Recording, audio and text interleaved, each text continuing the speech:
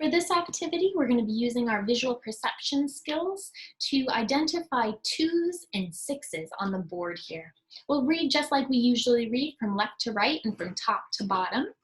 But if it can't be identified as a 2 or a 6, we're not going to label it as that. We want to make sure that we can definitely tell it's a 2 or definitely tell it's a 6, and we want to make sure that it's facing the right direction as well. So we'll start here. We have a 6. That one is facing the correct direction, but the next one is not facing the right direction, and it almost looks like a fancy 2. One of those 2s that people make with a loop, sort of like this one. That one also doesn't really look like a 2, doesn't look like a 6. Same with this one. So we're not going to call those ones anything. We've got 6 from the start, and then no, I don't recognize it. Ooh, another 6. That one's facing the right direction. It's got a nice curve, and it's closed for the circle at the bottom. No, I don't recognize it. Kind of like a 2, maybe a backwards 6 that had an extra tail added. If this part wasn't here, it looks like just like the mirror image of a 6, but it's not any number that we recognize. This one is a 2, a 6, not any number we recognize. It's, wait, that one is a 6. I'm looking at this one. This one is not a 6. This one is facing the wrong way. This can be really tricky for our eyes. What about this next one? Oh, it's a backward 6. Mirror image. Nope, not a number we recognize. How about this one? No, it's kind of like a 2. It's got a curve at the top, but it didn't really slide down, and it certainly didn't go straight across at the bottom.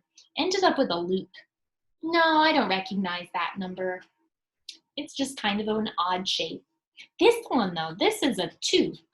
Nice curve at the top, a diagonal sliding line back toward the left, and then it goes straight out toward the right. This one kind of looks like the capital letter L, but I think it was supposed to be a 2. We need to make sure when we make the number 2 that we get a curve at the top.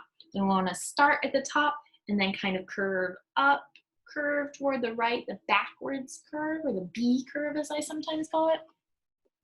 Slide all the way down here toward the left, and then go straight across at the bottom, straight horizontal to your right.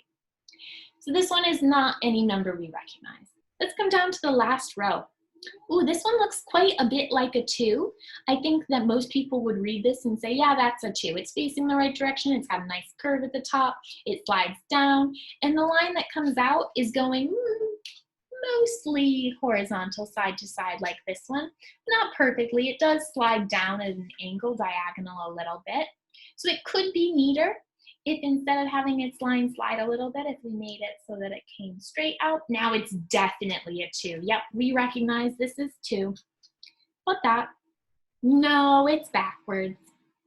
It's a backwards 6, so it's not a number for our brains to be able to recognize. There's a 6.